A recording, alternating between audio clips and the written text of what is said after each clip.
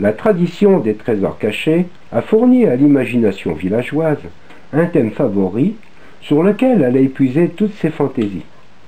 Gracieuse invention, fantasmagorie lugubre, savante conjuration, image terrible, rien n'a fait défaut.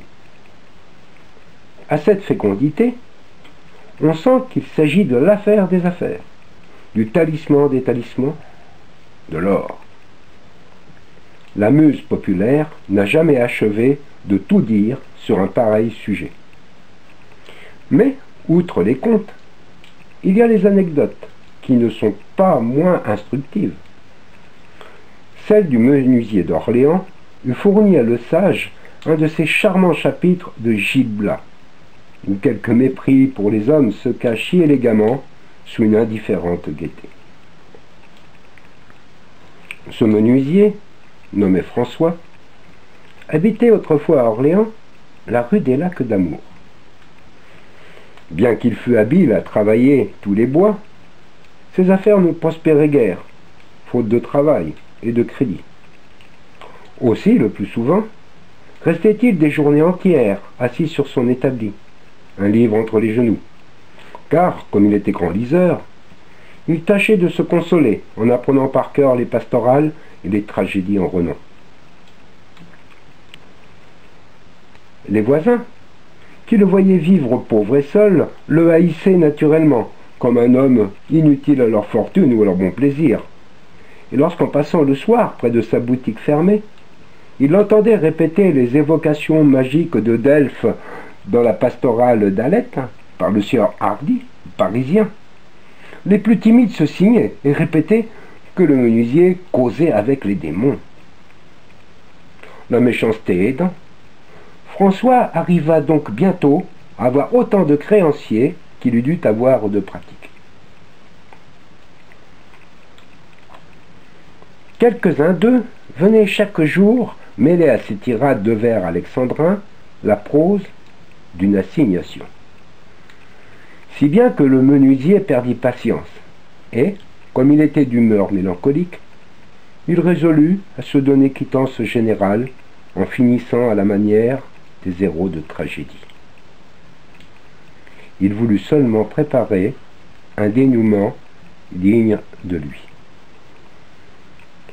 Il devait pour cela convoquer tous ses créanciers à huitaine et préparer son arrière-boutique pour les recevoir, de sorte qu'en y entrant, il le trouva à se coucher dans sa bière entre quatre cierges, bien et dûment trépassé. L'effet d'une pareille mise en scène était sûr. Aussi François ne songea-t-il plus qu'à se procurer l'étoffe de l'habit indispensable à son rôle de défunt. Il ne lui restait pas une seule planche, et aucun marchand ne voulut lui en confier.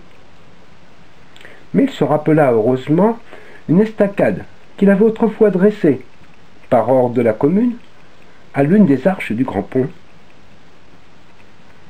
La Loire avait depuis longtemps détruit ce travail, mais les Basseaux venaient d'en découvrir quelques restes ensevelis au pied des contreforts.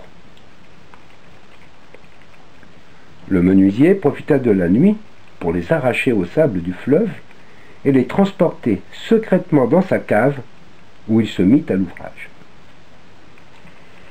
L'idée d'échapper enfin aux persécutions de ses créanciers, jointe à l'espoir de finir sa tragédie comme les maîtres de l'art, avait enlevé à la résolution de François toute son amertume. Les répugnances de l'homme s'étaient évanouies devant l'amour propre de l'auteur. Toute incertitude cessait d'ailleurs pour lui. Débarrassé de ce ténébreux compagnon qu'on nomme l'avenir, il n'avait plus qu'à s'égayer avec le présent. Son budget de l'année, ne devant désormais d'effrayer que 8 jours, il se mit à faire 4 repas, à boire du meilleur, et à chanter des couplets joyeux aux jeunes filles qui passaient. En même temps, ses créanciers reçurent l'assignation qui les appelait à se présenter au jour indiqué avec leurs titres et cédules. Ce fut un grand émerveillement dans tout le quartier. On se demandait ce qui avait pu arriver au jeune menuisier. Lorsqu'on l'interrogeait, il se contentait de répondre, d'un air à double entente, que depuis 8 jours, les gens qui l'avaient tourmenté de leur poursuite en seraient bien penauds, et Marie. Enfin, comme on se perdait en conjectures, l'aubergiste voisin se souvint, tout à coup, qu'il avait vu François rentrer plusieurs nuits de suite, portant des fardeaux qu'il semblait cacher. Il ajouta que depuis la veille, le menuisier travaillait dans sa cave. Et, se rappelant ses soliloques magiques, il conclut que le diable lui avait fait trouver un trésor. Cette explication, aussitôt adoptée par les plus fortes têtes du voisinage, se répandit de proche en proche avec les embellissements d'usage. On parla d'abord de 9 poissons d'argent que le menuisier avait déterrés dans une des îles de la Loire, puis d'un filet de perles trouvé sous le pont. Enfin, il fut constaté qu'il avait découvert dans les sables la barque d'or de Jules César et qu'il l'avait transportée chez lui par morceaux. Les créanciers comprirent alors l'assignation, mais ils commencèrent à regretter d'avoir poussé à bout un homme que sa richesse allait rendre puissant et qui pourrait leur garder rancune.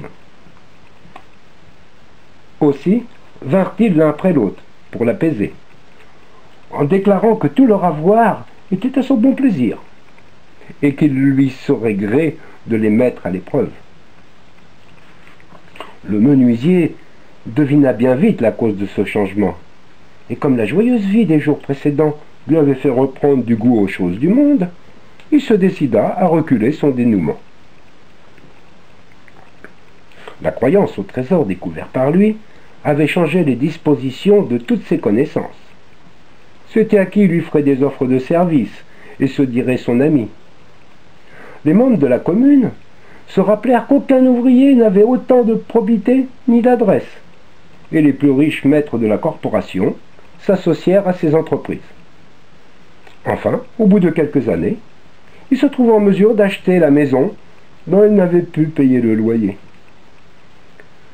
Du reste, instruit par l'expérience, il ne chercha jamais à détromper ceux qui, parce qu'il le supposait riche, l'avaient réellement enrichi.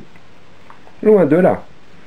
Afin de faire mieux croire au trésor caché, il ferma sa cave d'une porte ferrée que forgèrent les plus habiles serruriers d'Orléans.